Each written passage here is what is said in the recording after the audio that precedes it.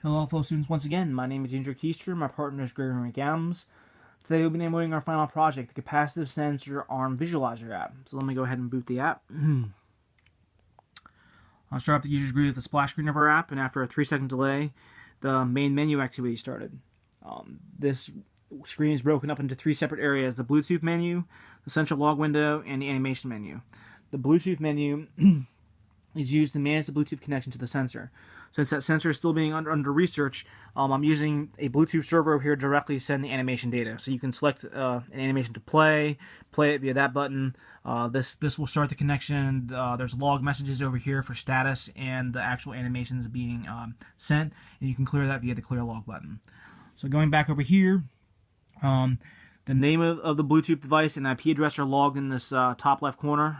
Below that's a radio button displaying the status of the Bluetooth connection.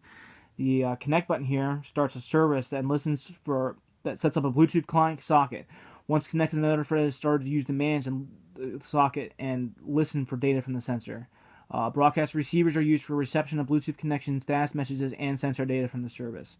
The disconnect button here is used to stop the Bluetooth service and disconnect from the sensor. The next area is the window here. In the central log window section, Bluetooth connection status messages as well as raw data from the sensor displayed in a scrollable text view. This can be cleared via the clear log button. So I'll go ahead and initiate a connection. See some status messages. Connected. I'll go ahead and just send the animation over. So we received one. So you can clear it via the clear log button and it's gone.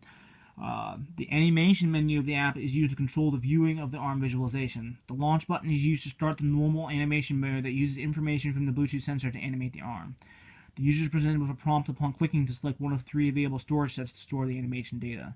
This will clear any previously stored animation data in that slot. So let me go ahead. I'll select 3. Upon clicking this, the main activity started. That starts Unity. Go ahead and rotate this. And this activity is an extension of the Unity player native activities so that other actions can be performed while Unity is running. Another broadcast receiver is used here to receive the sensor data from the service and set the animation of the ARM to be played. This animation is picked up by Unity via the getAnimation method called on the Android activity in the Unity update method. Each animation played along with the date and sensor data is written to a singleton object that manages all 3 storage sets. Upon closing of the main activity via the back button, the singleton date is written to an XML file that is loaded when the menu activity is loaded. The ARM model we found online and animated with 3ds Max. This was then added to a Unity project with a first-person view so that the user can walk around and view the animation from multiple perspectives. A C# script was then created for the ARM to play the animation based on the value retrieved from the Android method. The C# script was then used in conjunction with a Unity game object to manage the animations. So let me go ahead and I'll start the ARM demo. This will go through all of them. We have ARM up, ARM down,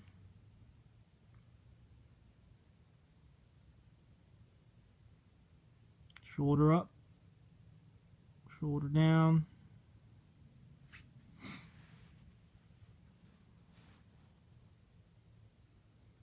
with grasp in and out, wrist in and out, and then arm in and out.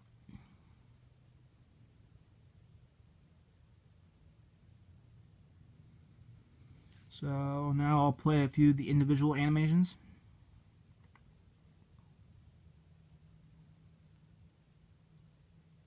Lift arm up.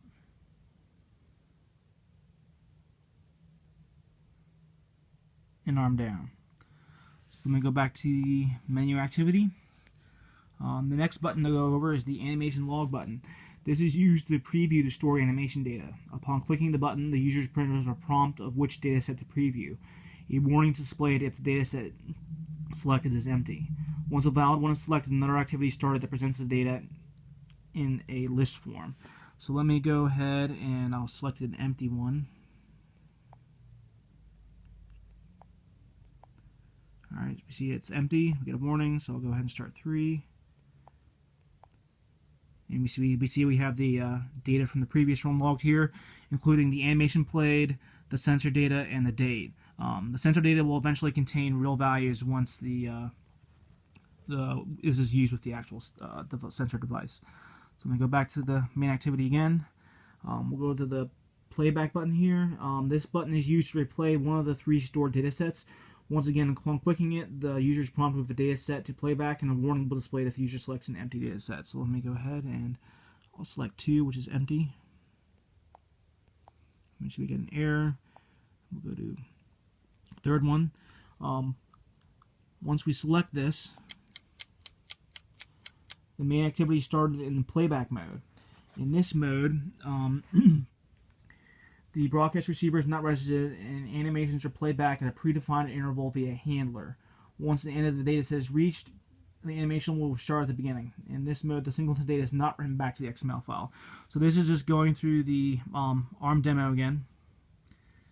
And once this completes, it'll go to the left arm up, left arm down, and it'll just start looping again. So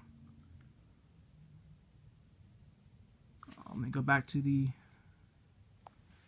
menu activity here. The sound effects for both the launch and playback buttons were controlled via the Android media player and handlers to control the timing of how long the sound played.